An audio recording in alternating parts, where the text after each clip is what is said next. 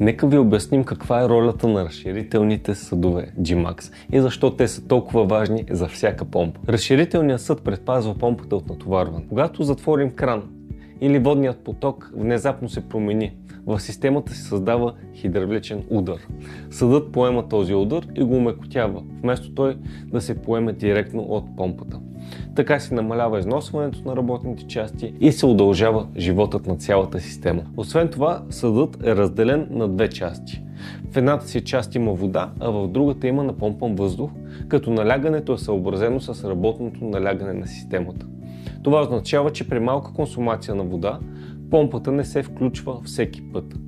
За по-дълъг експлоатационен живот се препоръчва тя да не стартира повече от 15 до 20 пъти на час. Именно разширителният съд ограничава честото включване и изключване и намалява натоварването върху оборудването. Размерът на съда се избира според дебита на помпата. Например, при дебит до 1,5 кубика на час се използва 24 литров съд. При дебит между 2 и 2,5 кубика на час се препоръчва 50 литров съд. Изборът на правилен размер съд и подходящото налягане, на което е напомпан, способства за по-малко включвания на помпата.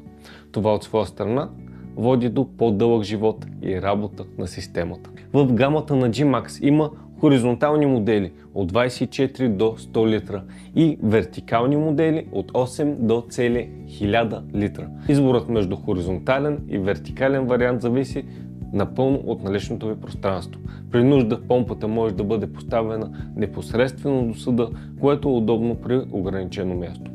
Предлагат се и резервни части, мембрани, фланци, меки връзки за хидрофорни системи, така че съдът да може да се обслужва и използва дълго време. Ако имате нужда от съвет, кой е точният разширителен съд, свържете се с нас, ние ще ви помогнем.